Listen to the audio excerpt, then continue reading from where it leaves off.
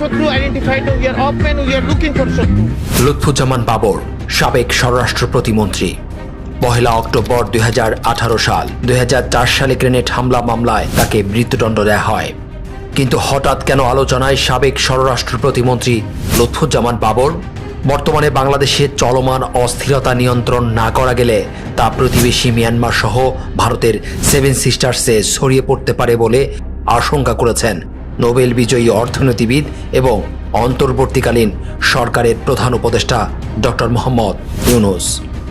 ভারতীয় সংবাদ মাধ্যম এনডিটিভিকে দেয়া এক সাক্ষাৎকারে একথা বলেন তিনি। তার এই বক্তব্যের পরই হঠাৎ করে সামাজিক যোগাযোগ মাধ্যমে লুৎফুজ্জামান বাবরকে নিয়ে আলোচনা চলছে।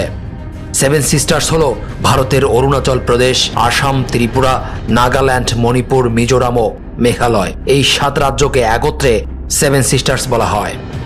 অনেকেই মনে করেন লুৎফুজ্জামান বাবর ভারত সরকারের কাছে একটি আতঙ্কের নাম।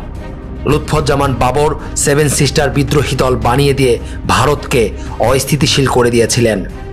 চীন, পাকিস্তান মিলে ভারতকে যতটুকু ক্ষতি করতে পারেনি তার চেয়ে বেশি লুৎফুজ্জামান বাবর করতে পেরেছেন।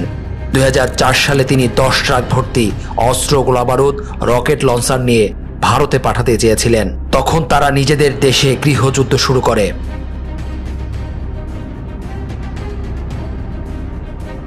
অরুণাচল প্রদেশ, আসাম, ত্রিপুরা, নাগাল্যান্ড, মণিপুর, মিজোরাম ও মেঘালয় মূল ভারত থেকে আলাদা হতে চেয়েছিল, আর সেখানকার আন্দোলনকারীদের 10 ট্রাক অস্ত্র সরবরাহ করতে চেয়েছিলেন এই লুৎফুজ্জামান বাবর, কিন্তু শেষ পর্যন্ত করতে পারেননি।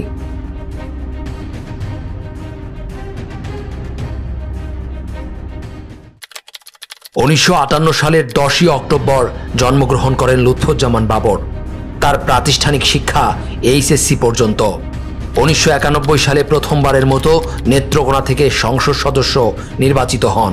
এরপর 1996 সালে 15 ফেব্রুয়ারি বিতর্কিত নির্বাচনেও তিনি সংসদ সদস্য নির্বাচিত হয়েছিলেন। সর্বশেষ 2001 সালে লুৎফুজ্জামান বাবর নেত্রকোনার একটি আসন থেকে সংসদ সদস্য নির্বাচিত হন। এই নির্বাচনের পরপরই বিএনপি সরকার যখন সরকার গঠনের প্রস্তুতি নিচ্ছিল, তখন দলের ভেতরে অনেকেই ধারণা করেছিলেন যে লুৎফুজ্জামান বাবর গুরুত্বপূর্ণ কোনো মন্ত্রণালয়ের দায়িত্ব পাবেন। 2001 সালে বিএনপির নেতৃত্বাধীন জোট বাংলাদেশে সরকার গঠন করার পর যে কয়জন ব্যক্তি প্রবল ক্ষমতাবান হয়ে ওঠেন, তাদের মধ্যে লুৎফুজ্জামান বাবর ছিলেন অন্যতম। মনে করা হয় যে বিএনপি নেত্রী ও তার সরকারের প্রধানমন্ত্রী খালেদা জিয়ার বড় ছেলে তারেক রহমানের সঙ্গে ঘনিষ্ঠতাই ছিল বাবরের ক্ষমতাবান হয়ে ওঠার মূল ভিত্তি।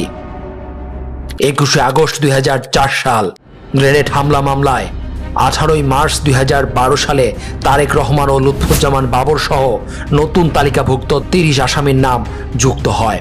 1 অক্টোবর 2018 সালে এই মামলায় তাকে মৃত্যুদণ্ড দেয়া হয়। 2004 সালে ধরা পড়া 10 ট্রাক অস্ত্রের চালান মামলায় 3 অক্টোবর 2010 সালে অ্যারেস্ট দেখানো হয় বাবরকে। এই মামলায়ও তাকে মৃত্যুদণ্ড দেয়া হয়।